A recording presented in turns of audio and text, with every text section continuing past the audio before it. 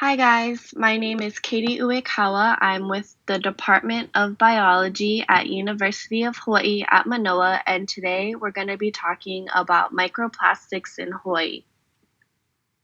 So first off, we're going to start with an overview of what this video covers, and it's generally broken down into 4 questions being, what are microplastics? Where do they come from? How do they impact the environment? And lastly, what can we do about it? I believe that these 4 questions are the foundation for Hawaii residents to get a better understanding of this growing issue. The first question that we're going to be talking about today is, what are microplastics? So, according to NOAA, the U.S. National Oceanic and Atmospheric Administration defines microplastics as any type of plastic fragment that is less than 5 millimeters in length. So, just to give you a visual of how big 5 millimeters is, as depicted on the top right hand corner, it is just over 1/8 of an inch, and they are the result from disposal and breakdown of customer products and industrial waste. Plastic is actually broken down into 7 different categories. The type of polymer dictates the type of category. So, a polymer is actually materials made up of long repeating chains of molecules, and these materials have unique properties depending on how the molecules are being bonded. Some polymers can bend and stretch, others are hard and tough. I only want to talk about 3 types of categories, the first being HDPE. It is the safest form of plastic. A common example is milk cartons. The second being PVC. It is the best for long-term stability. An example would be PVC piping.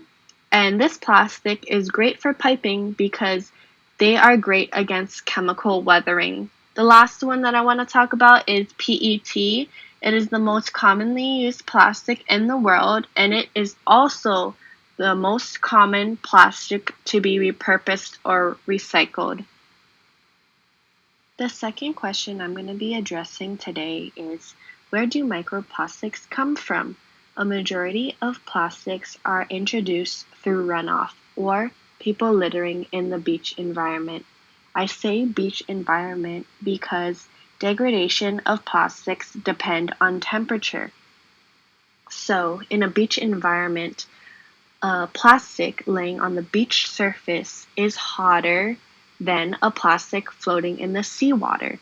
Therefore, a plastic that is laying on the beach will be broken down at a faster rate than a plastic floating in the seawater.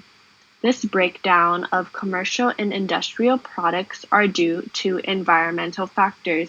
The 2 main ones are UVB radiation and ocean waves. The third question that I'm going to be addressing today is, how does this impact the environment? It is known that 18% of marine plastic debris found in the ocean is due to the fishing industries. This is harmful to marine wildlife because microplastics are found in the animal's digestive tracts. This is where the chemical toxins are released. Scientists have recently found that this may have indirect harmful effects on humans.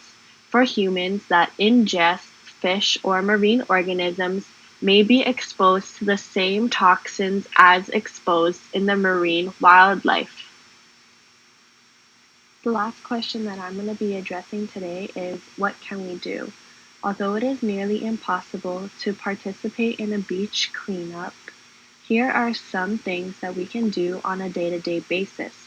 First being, try to avoid all facial cleansers and beauty products with microbeads. Microbeads are found in these products because they serve as exfoliants. In 2015, the U.S. banned these products from being made or sold in the U.S. However, this does not mean we are in the clear. These products are still being imported from foreign countries. Secondly, don't litter.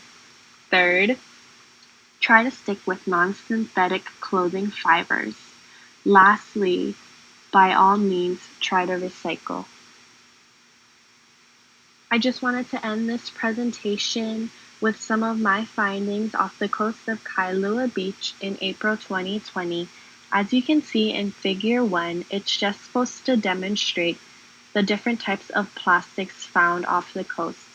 You can see that these do not meet the requirements of microplastics because they are larger than 5 millimeters. In Figure 2, it just demonstrates that these microplastics have the ability to be the same size as some rocks and minerals found in the sand. I've also included all of my references just in case any of you guys wanted to read a little bit more into microplastics. Thank you.